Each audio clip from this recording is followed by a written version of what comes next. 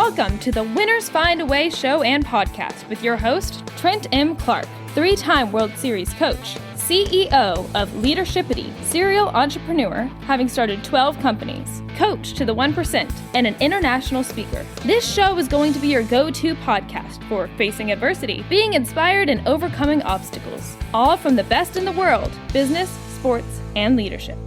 Hate the crappy ingredients in many beverages and energy drinks? Rebellious Infusions are the go-to functional beverage. They have 5 or fewer plant-based organic ingredients, no sugar, no calories, loaded with antioxidants to boost your immune system, and L-theanine for brain health. Rebellious Infusions are available at drinkrebellious.com. Rethink your drink. For 10% off of your next purchase, use the code 99999. Hello, welcome to the Winners Find a Way show. I am your host, Trent Clark. I hope things are great for everyone out there. I'm the CEO of Leadershipity and AIM NIL Academy, and I am thrilled today to have my good friend, Christine McCarron. Christine, how are you doing? Doing awesome, Trent. How are you? Oh, I'm so good. I feel like almost guilty about it. So it's great to have you on. I have got the queen bee of the Beehive brokerage with me, Boston real estate guru, Christine McCarron. Christine, you're an author of the real estate book, Empower Your Inner Millionaire, which has got to be a fabulous read. I have not read this book yet, but I feel like I do need to empower my inner millionaire for sure. So I'm very interested in reading this book. Then I'm also, you own real estate all over Boston, co-working space. You own some vacation stuff up in New Hampshire in the White Mountains. You are busy. You're a busy woman. A busy bee. You're a busy bee. Yeah. Let's talk about the bees. Like, why the bee? Tell me the history of the bee for the broker. It's, I kind of got the idea when I was walking on the beach, and I always think that's a good idea. And it was like, be kind, be whatever. But really, when I found out, when I guess remembered that the bumblebee technically cannot fly, it's impossible. I said, yeah, that's definitely the name. So, yeah, I love this. And, there was this old children's book, right, on the bee about this story, right? It's incorrect. Like the bee's wings are too small. The body's too big. It's actually physically impossible. Like physiologically, this should not work. And so you're like, that's interesting. And so, yeah. And there it goes on, right? They're all around outside of my house right now. Like it's crazy. And so I always love this idea of the bumblebee, and this children's book talked about how the parents are home and they're in the hive and the kids being told like, hey, you're not supposed to fly. You can't fly. Your wings are too small. Your body's too big. Like, you can't do this. Like, he goes on this venture home journey through these just trials and tribulations. Like, well, why don't you just fly home, son? Like, why don't you like running home? It's a really long walk, man. It's a terrible walk. I'm not built for this thing. They're like, yeah, but you can fly, can't you? You've always been able to fly. You've flown every day until today. So what just happened? Like, I don't know. I guess I can fly. Like, so it was such a good book for our kids, and they all loved it. So, man, you're an author. You're a podcaster. 2 podcasts. Yeah, I love podcasts. Bringing some knowledge to the world, which I love.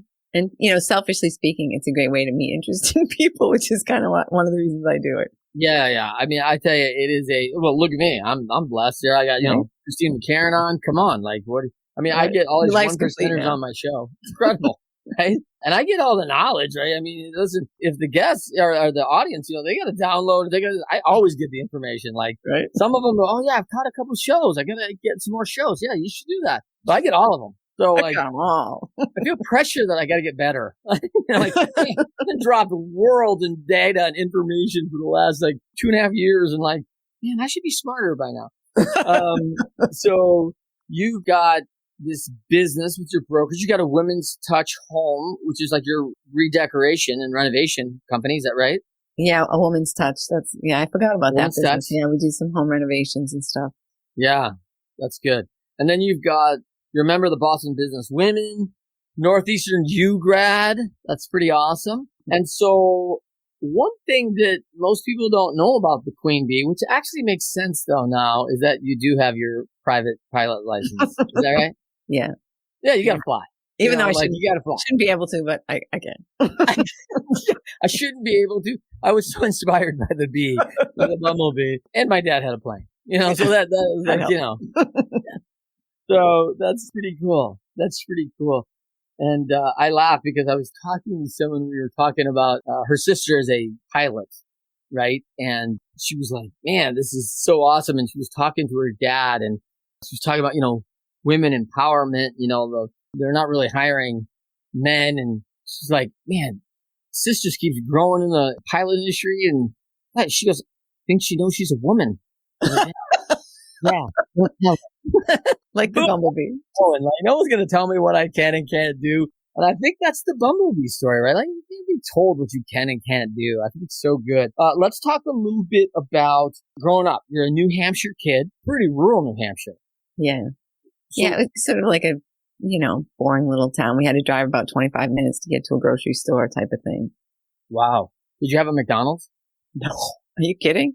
We had one little breakfast restaurant, and that was it.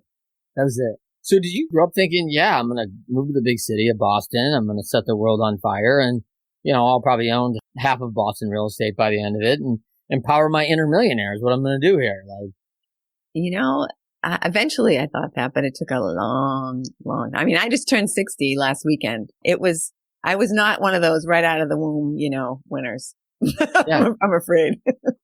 So, you have done a lot and wow. Now you look back on 20-year-old Christine and a little bit different era, right? They're not saying like, oh, hey, Christine, go start buying real estate. Like, go own your own destiny here. Be a guru because you are. And, I'm sure that's not what the world's telling you. Is that fair? At that age? Absolutely not. Especially in that town. There was one road out, get married to a rich guy. Oh, yeah. Yeah. That was the advice. That was the road out. That was the advice. It's like, wow. Did you go to public school for that advice? Like, where did you get that? Yeah. No extra charge. Yeah. Yeah. Well, it was government subsidy. That was the education. So, were you a good student? I was an excellent student. Yeah. A very good student. So learning was never hard. Like, you enjoyed it. I did. I always enjoyed it. But at the same time, I was like, well, like every kid, you're smart, so nobody likes you, so you have to dumb it down. Oh, you think you're so smart? No, I don't. Honest, I'm really dumb. But then they really, just like you. You look back and think of that like I should have handled that differently. Like, oh my God, yeah. Yeah, I'm way smarter than you are. I don't know. I'm wasting my energy and time talking about this stupid stuff with you. Exactly. Well, it is, especially I think as a woman, like getting comfortable with actually. You're not like better than other people, but you're better at some things than other people. Yeah. So just, own that. But it's not that easy. It's an interesting premise, right? That I think God gives us gifts, right? And obviously some people are like, man, not that they do not practice, right? But you see people play the violin and go, oh my goodness, this is amazing. And the hard work at it. I got a lot of respect for like the bodybuilding community. I don't really want to do that, but like, I know sacrifice that goes in to look like that, right? And often gifted in these things. And it's like, I should apologize to people because I'm gifted at this. Like, I don't know if I'm sorry. Like, I'm pretty happy about it. Yeah. And like at the same time, like, hey, math and science may come easy to me and you can run a 40 in 4.3 seconds. Like, what a gift that is. I'm not going to be doing that. But like, that's your gift and that's awesome. I should slow down. I run too fast. Like, no one ever said that to athletes, right? Like, no, you gotta stop running so fast. Like, this is bad. Like, it's very interesting how in one area we just celebrate differences in the God-given skill and talent. And in another area, we almost want to suppress it. Yeah, it's not cool to be smart. I think that's still the case in school, unfortunately, that unless you're in a special school, it's just not that cool. It's funny because I do think from the adult side, I think technology's changed that. I think the tech geek, who's making billions, like, dang, how hot is he? Yeah, he hasn't showered for like 2 months, but that guy's worth $1 billion. And it's like super smart, working his tail off, focused, just using the gift and creating massive value across all these lines, right? And yet, we're overlooking a lot because we respect that gift. Like, we're overlooking. But you said though, right there, Trent, you said that guy.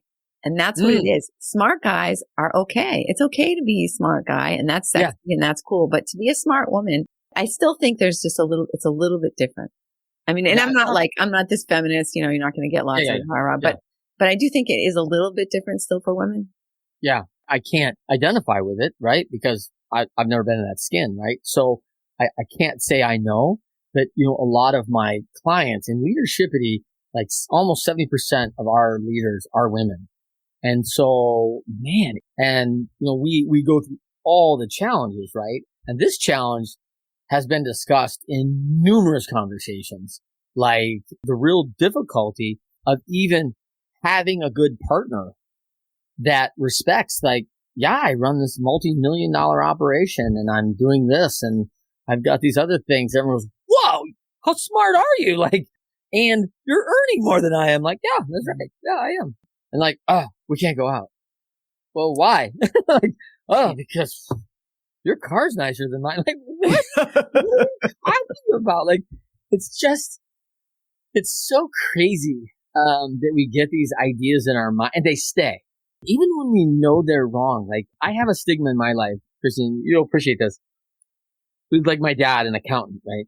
This guy could squeeze blood out of a turnip, like, 4 kids, going at it and trying to create value. And he did a good job of that and raising us but like gas, when we were kids, or like when I was a kid, Christine, and you're a little older than I am, just slightly. And, gas was under $1. And so it was like my dad would go across town because the gas was 2 cents cheaper. And I'm like, you have to drive there and use gas to get there. Right? Yeah. I was always trying to figure out the valuation the proposition of the value of it, right? There's a spreadsheet somewhere. yeah, right. I should probably create that and make it an app, right? And so, but and I do. I have Gas Buddy on my phone. I'm looking at fuel. I'm almost wrecking my car because I'm figuring out the lowest gas price in my county, right? And it's like, I know it's not going to serve me to drive 5 miles out of my way for 5 cents a gallon at $4 a gallon. Yet it's conditioned. I mean, I still look. I mean, I wonder how much of my life I've actually spent on this because it's significant. It's significant. It's crazy. Once you start giving your time some value, then that whole equation is going to go right out the window. Yeah, right? That's what I need to do. I'm just not valuing my time enough. So, good point. So let's talk about, our show is very focused on the quote, winners when shown data that they are losing, find a way to win.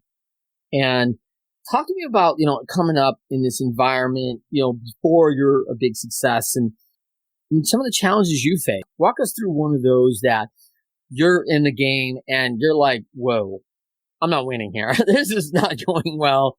I thought this was going to be a good idea, but not so much. And what do you do? Walk us through that. So it has to be about what actually makes you happy. I started this, I remember one of my little entrepreneurial venture, that term, serial entrepreneur. Yeah, definitely fits here. I had started an importing company. I used to import stuff from Egypt and Morocco. And I wanted to bring back like a container load of stuff because the whole crate thing wasn't working. So I went to SCORE, the Service Corps Retired Executives. Yes. And, we talked the whole thing through and he said, okay, so that's your business plan. What's your backup plan? And I said, what?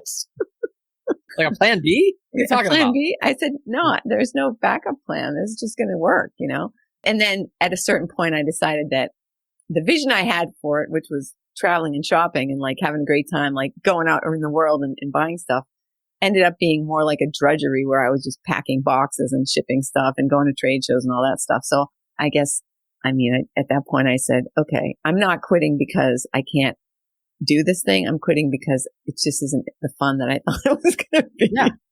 I guess that doesn't really answer your question, actually, Trent. No, it's good because, like, in that situation, you envision a different dream, a different result for sure.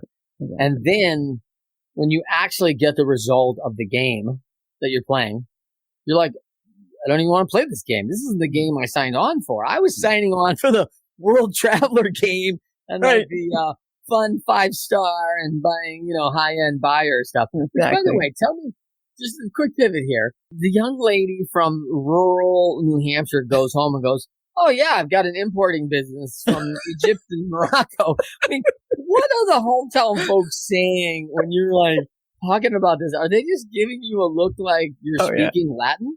So here's something that one of my friends said. Oh yeah, I've been to Morocco and Epcot. I said, uh-huh. Because that's equivalent. Yeah. Yeah. I mean, I guess, see the correlation. Yeah, they were trying to find a connection because they just it just didn't compute. It's funny, right? It's just funny, right? The things wow. All right. So let's talk a little bit about the real estate. I mean, you've been in this game a long time and there's a lot of challenges in this thing. And the funny thing is that there's always a narrative in real estate and it's always negative. Oh, yeah. And it's weird. I mean, like, so I don't know what the stat is. It's like 90% of our millionaires in America, like own, made their money in real estate, something like that. I remember there was a stat thrown out there years ago. Yeah. Well, even Warren Buffett owns real estate. He doesn't talk about it, but he does. Yeah. Right. Yeah. He doesn't talk about it much, but he does own it. I think part of his asset acquisition on businesses is because how much real estate they own, right? Is like, I don't know if I love the factories, but listen, the real estate that they own with all these factories is amazing. Exactly. And so he understands the value of it. And so here's this business that gets a constant negative connotation. Rates are too high. There's too many people in the market.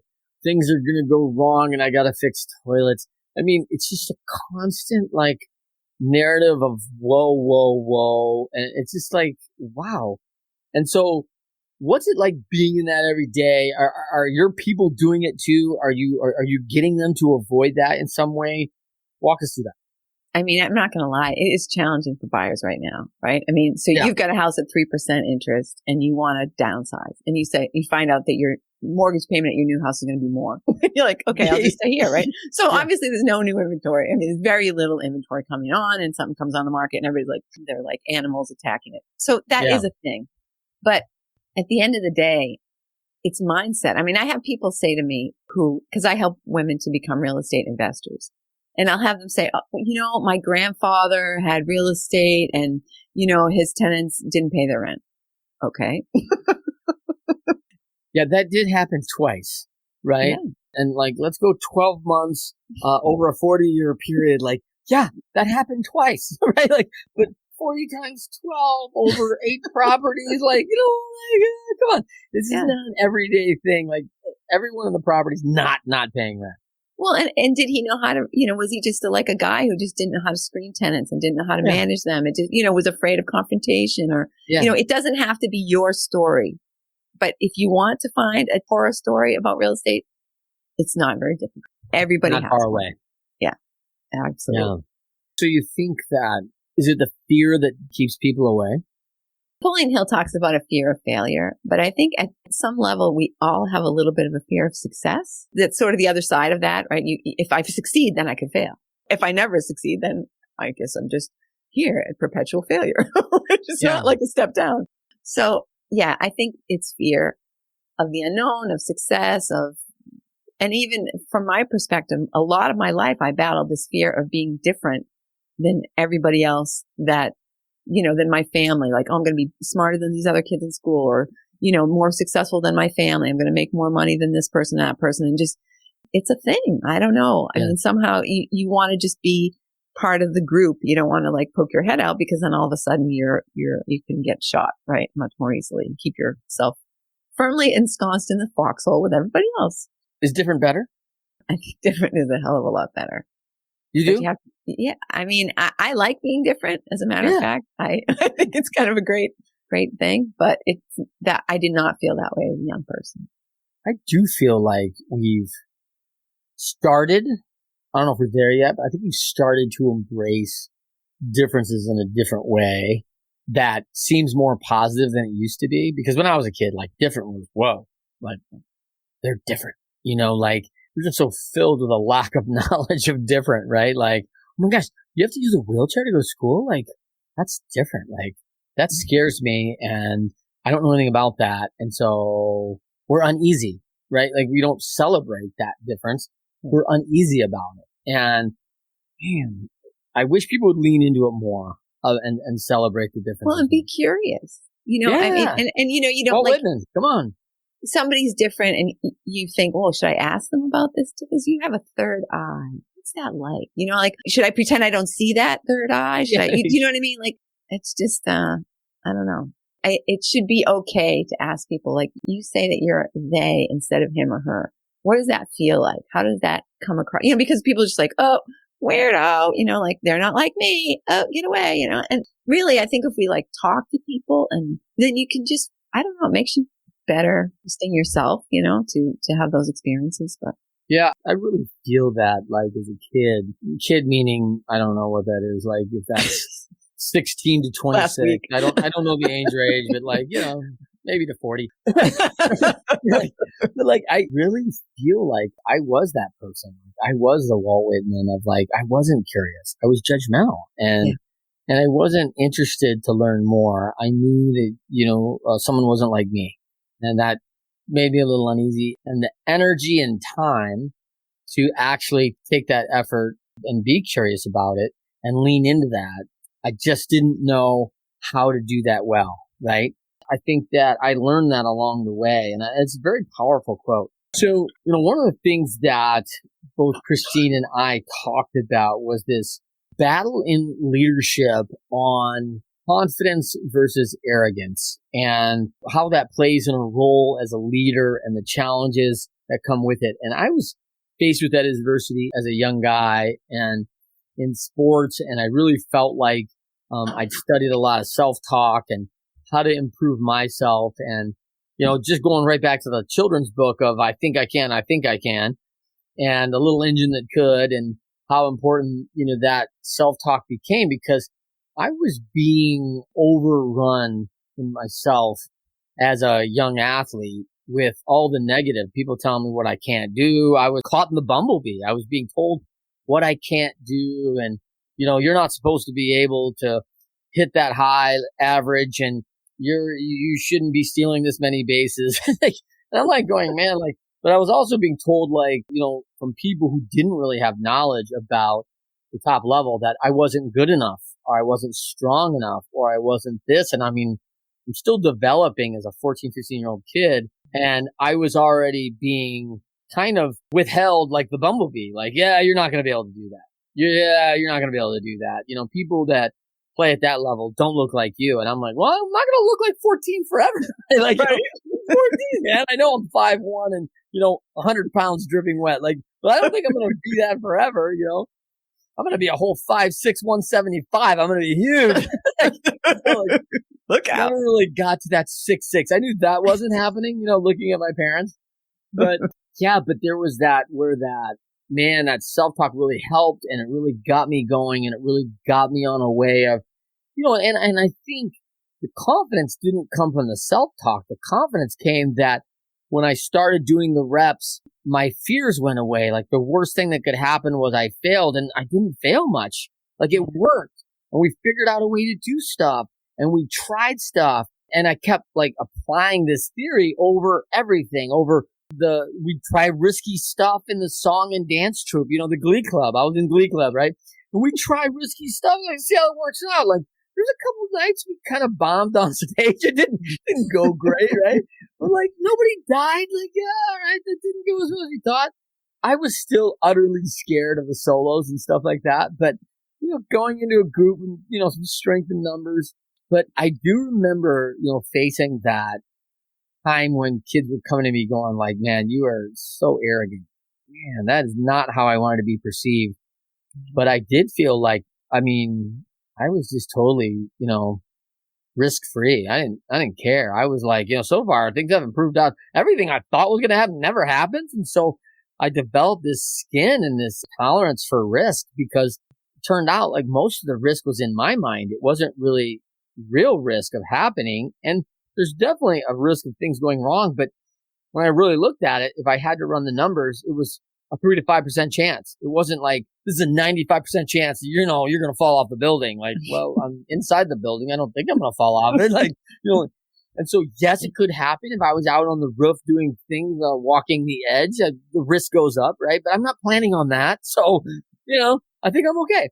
And so talk to me a little bit about, you know, as people see this confidence in you, like they recognize like you've taken some things on that probably most people aren't willing to do. And it hasn't always gone perfect, right? It hasn't been like everything like, oh yeah, every company I start, it's like sunshine and rainbows, right? Like just a straight like hockey stick chart of growth and development and money, right? So talk to us about that confidence quotient, what you learned along the way. Well, what you're saying, Trent, is exactly the way it is. Like, that's how confidence develops. You set a goal and you achieve it. You set a goal and you achieve it. And you're like, hey, you get a little momentum going, and it becomes just a way of life. It becomes intoxicating, and you just want to keep, we're not supposed to just like say, okay, did it. It's like, what's next? What's next? What's next? So we're always looking at what's next. Yeah. And that's the way we're designed. That's the way we're built. But I mean, you're talking about the difference between arrogance and confidence. I think some of that's maturity. You just like, you realize that I don't need everybody else to understand what I am or what I'm doing or whatever. I just need to, as long as I know that I'm good at this thing, then it's okay. So let's kind of break into that, like the perception. If you internalize that, if I know I'm confident, do I really care what other people think if they think I'm arrogant? We talked a little bit about this offline. There's certain people in the media, politicians in the world, like, they don't fit people's narrative because I don't think they give a rip about our narrative, like what we think of them, right? And it's kind of like, hey man, maybe you should care what I think, and like, I really don't give a rip, and it comes off that way. And I think people are hurt that they don't care. But you can't care. You can't care. That's the whole thing. If I could make you happy, then maybe this other person's going to be unhappy. And then, right, the word that I think we're all kind of talking around is selfish. Mm. And I happen to think selfishness is like the key to success. If I can make myself happy, right, really, I mean, because as soon as you waste so much energy trying to like make sure this one likes you and that one likes you, and that, what if somebody doesn't, when I developed, so the Beehive is my co-working space, right? The Beehive community. What's it called? Beehive community. Nice. And this is where in Boston? It's actually in Tingsboro. So it's like on the New Hampshire, it's Greater Lowell, New Hampshire border kind of thing. Okay. Nice. So it's the Beehive community. And I designed it to be a place that I want to hang out. And I just figure that'll be great because then I'll attract people like me. People who want a different kind of space, who don't want like a feng shui space, who think it's too like touchy-feely. Hey, stay home. I don't think I'll like you anyway. So just stay home and we'll be good. What if I had completely diluted my focus and said, well, I have to have this for this kind of person, this for this kind of person. Like, it'd be in development for the rest of its life. You just have to be like, what do I want? What's going to serve me? And then, right, it's like what we were talking about. Put your own face mask on, your own air mask before you help other people, because you can't help other people unless you're already breathing and whole and right. Feed yourself first. That used to be my motto because I'm more about food than I am about air, strangely. Yeah. But yeah, feed yourself first, and then and then you give what you give freely, right? Yeah. If I'm full, like, hey, yeah, you can have the rest, no problem. But if I'm like, I'm going to give it to you, and then I want you to share back with me. Well, you didn't give me any of your food. You know what I mean? Like, I'm full. I'm happy. I'm giving to you completely freely, and I just feel like that's more healthy. It's a very interesting concept here because there's so much out. I mean, so much, Christine, about the selfless leader. The selfless. I'm a selfless leader. And I hear the term a ton, right? I've never used it because I don't understand it, I guess. And that's not to say that I'm not selfless, that I don't think of others. That's not to say that. I have a lot of responsibility. And if all of a sudden I stop doing and managing my responsibility, which is a full-time job for sure, and plus, there's a lot of things that happen and go bad for a lot of other people. And that's not really fair, right? Like, so I've got to own that too. And I always think about, like, as a leader, we talk about with a lot of our groups, when you have 200 employees in your organization, you're making decisions for 800. Because when you have an organization, primarily, you have a breadwinner, whoever is that primary income for a household, works at this professional establishment. And then they have 2.2 kids and a spouse or a significant, and it's usually a house of 4. And so all of a sudden, if that goes away, there are all sorts of people impacted. And so you have to think as a leader, like, hey, how does this serve everyone involved? And sometimes me serving everyone involved may look like me serving me first, but maybe that's what has to happen. to keep everything going. And I don't think people always get that. I honestly think the only way you can be a selfless leader is if that's where your self-esteem comes from, right? If it makes you feel good, believe that you're like, I think we do this with our kids, right? We're like, I'm doing this because I want for my kids. I'm doing this for the good of my kids because, right? The other side of it, because if I didn't, I wouldn't be able to respect myself as a parent. So it always comes back to us. It's just, you just have to admit it.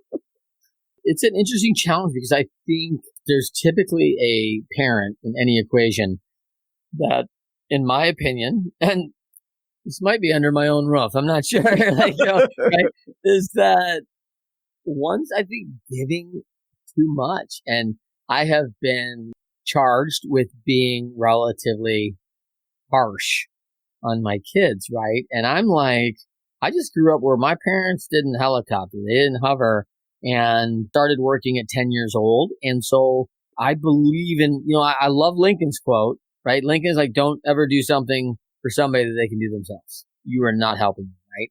And so that's kind of like that cutoff for me is like, when you get to about 14 years old, about 8th, 9th grade, or grade 8, grade 9, you're like a little young adult. You should be able to do about 90% of the things on your own. And then nothing wrong with asking Chris for help. Nothing wrong with getting some, assistance here and there when you need it. But like, hey, can you make dinner for me? Hey, can you put gas in my car? Like, what?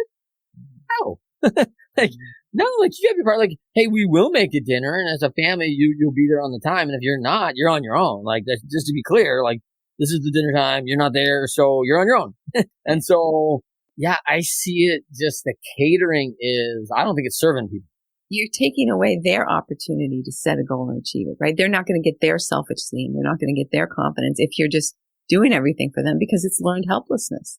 Yeah. Can you imagine walking into Mother of the Year who is just like prideful about how well the home's run, how well I care for my kids, and saying to someone, I think you're taking away your kid's ability to have self-confidence and attain and achieve goals in their life.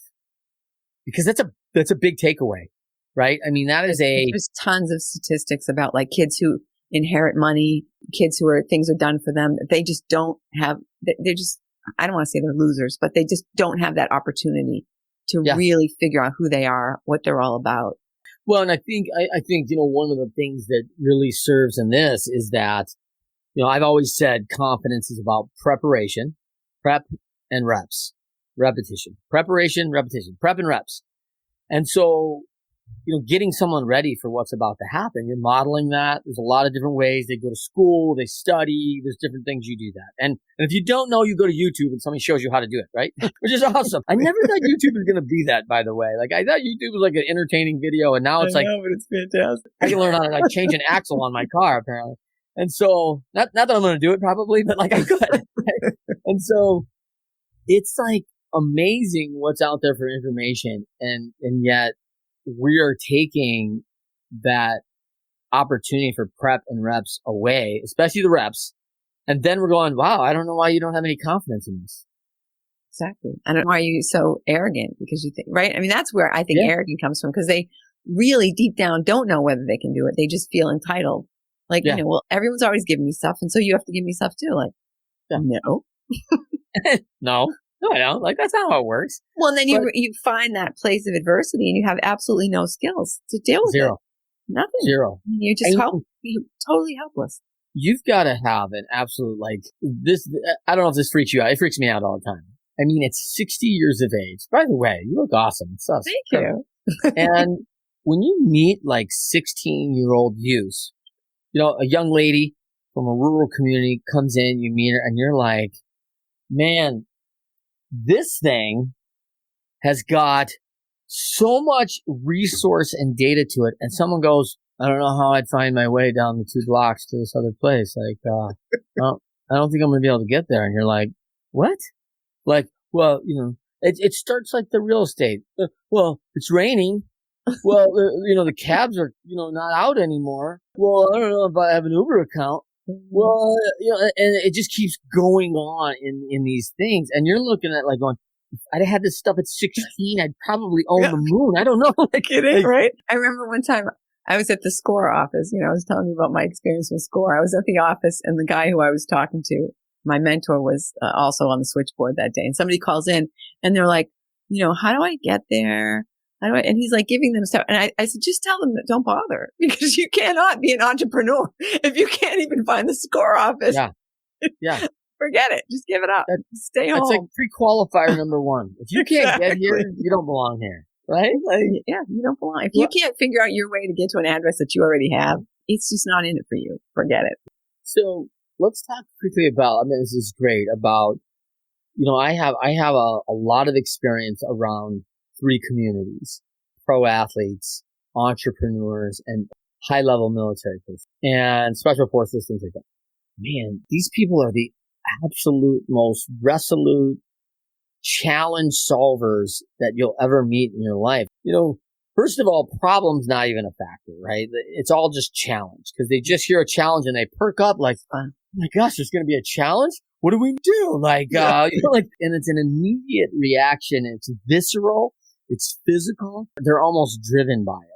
And so what do you see out there in your community? You got this co-working space. People are going to come in. I love this qualifier. I think SCORE, if you're out there listening, that's a qualifier. If they cannot find your building and office, they are not allowed to actually come into SCORE and get any government assistance for that. Okay, like zero. Shut them down. Turn them away. There. It's not okay. So it's interesting because people have, like when I was going to Egypt, right? You go to Egypt and it's a little bit, by myself, right? Because I would do my little import thing. And there's armed guards with these big machine guns on every block and whatever. And, people say, aren't you afraid to go there? Like, dude, I'm afraid not to do stuff. I'm way more afraid not to do things, like to miss out. I'm like, my FOMO is way bigger than any sort of logical fear of people with machine guns. It's just like, no problems. That's what, like, when you talk about, there's a problem, there's a challenge. It's like, you just get excited, your blood is just like, So people, there's nothing, there's no inventory. And, my grandfather lost his real estate and, somebody, my cousin's father's brother's sister's cousin had this bad experience. So I'm just going to stay home. Like, that shit makes me mental. Come on, get excited, find something that you're afraid to do and just go do it. Because it's awesome, it's invigorating. Yeah, I think the biggest thing about the invigorating part is facing a discomfort and actually getting comfortable in it, right? Where you actually find out, like, whoa, this isn't as hard as I thought it was going to be. And traveling internationally that you bring up is such a good example of. I remember being in like South America and. Of course, like you said, armed guards everywhere, which, by the way, made me feel very safe. I thought, man, if someone goes off, like this woman right over here is going to gun somebody down. Like, she's got an AK-47 right there. Like I'm not worried about it here because I'm not going to be the one acting out, right? So, like, she's not going to like to be pointed at me. And so, I thought, like, that's good for me. And so I actually had a level of comfort in that as I travel. And I remember talking to his family, rural Ecuador, and I remember just like, oh my gosh, New York City, I would never go there. Like, I saw those planes going to the buildings. Like, that place is scary. And I was like, I'm in New York all the time. Like, I don't think like that. Like, but yet, that's a great perspective. Like, if you're sitting in there in rural Ecuador and you don't even see buildings that are obviously 100 stories tall, I mean, it's bizarre and it's a discomfort. It's what we don't know. And when we really talk about this fear, a lot of it's coming down to just our lack of knowledge and our willingness to go and find out. Exactly. Just go to Canada. Like, everybody in the United States has a gun. It's dangerous there, right? Everybody's got a gun. Like, well, maybe they do, but they're not bothering me. It's so funny how people read a story and make an assumption on it, right? And like this journalist has to know everything, right? Like, well, they've done a bunch of research and everyone in America actually owns a gun. Like, what? Don't think there's 330 million guns here. Like, it's an interesting concept of what we build up in our mind to be truth and and I guess what we choose to let in. As you keep progressing here on your shows and what you're teaching people, what do you think is one of the most important lessons right now for leaders out there from your show? I know you teach a lot on, women and empowering them and creating wealth. which is so important. I mean, you're talking about the empowerment of the inner millionaire a lot, and that's obviously with the book. So you've got a lot of knowledge of out there and going for it. What do you tell people today that are sitting on the sidelines?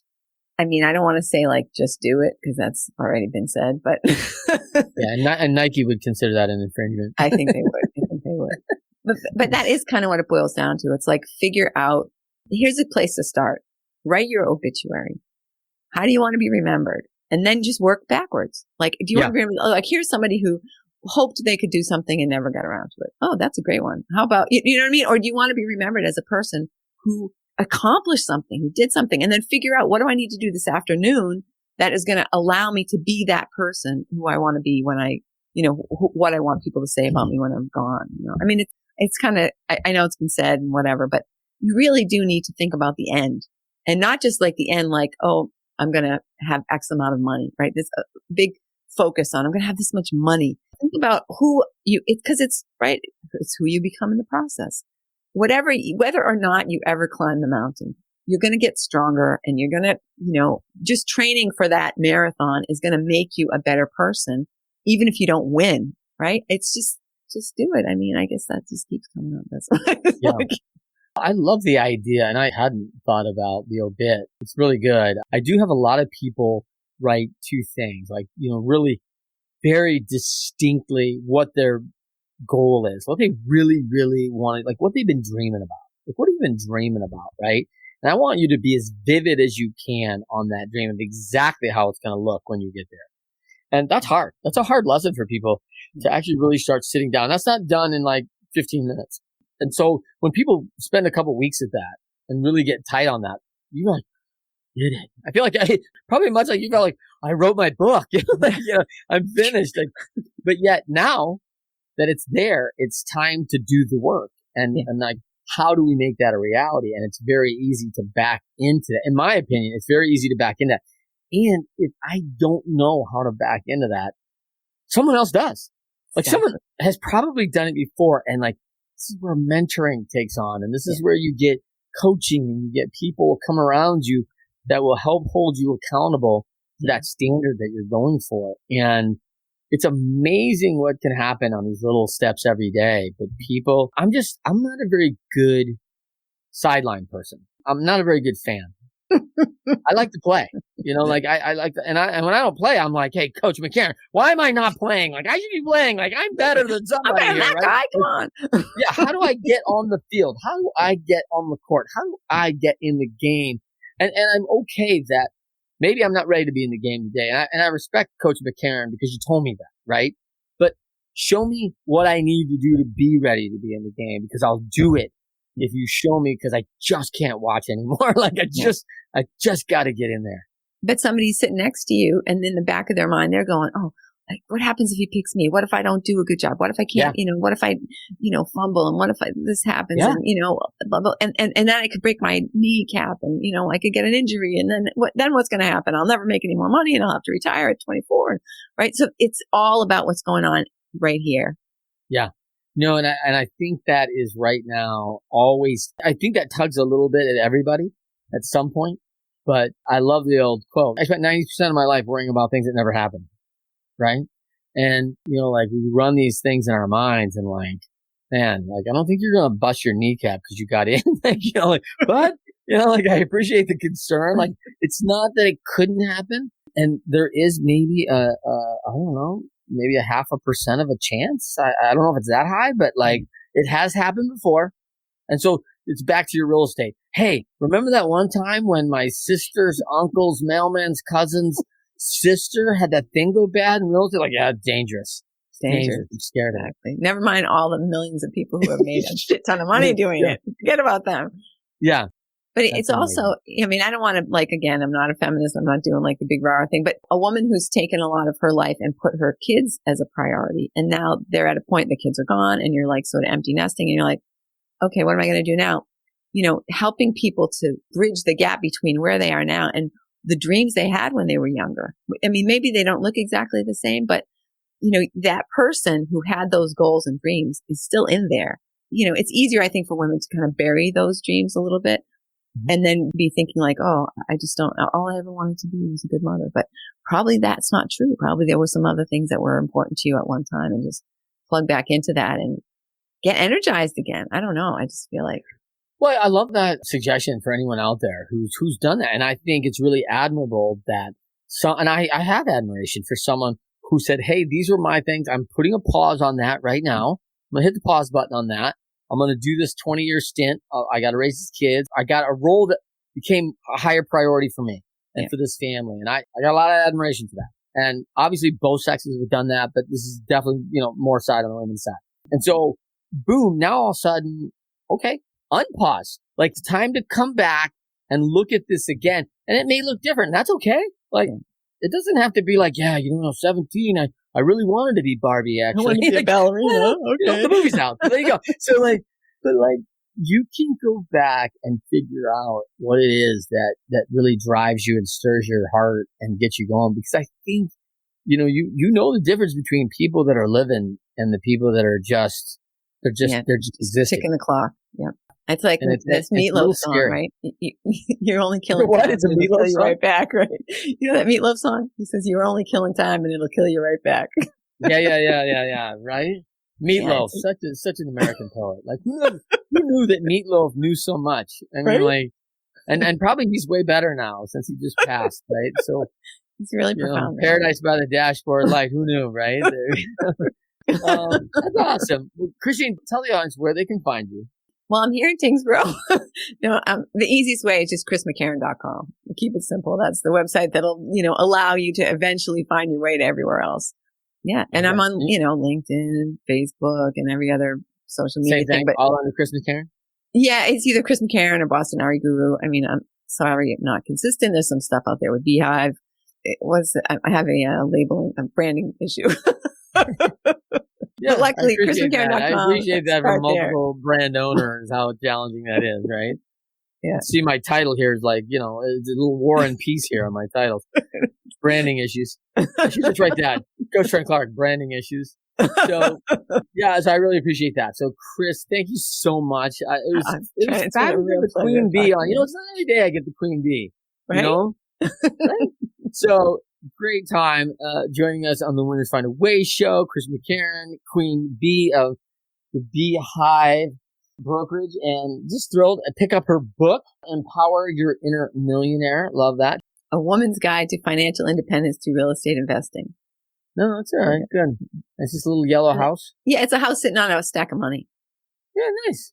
Yeah, all right, there you go, women. If you want a house sitting on a stack of money, pick up this book because Christian, you basically assure it, right? Like it's not a guarantee, but it's almost a guarantee. So, check out our podcast. Also, more great information on both of those. So, until next time on the Winners Find a Way show, check us out every Friday, 12:30 p.m. Eastern and 9:30 a.m. Pacific.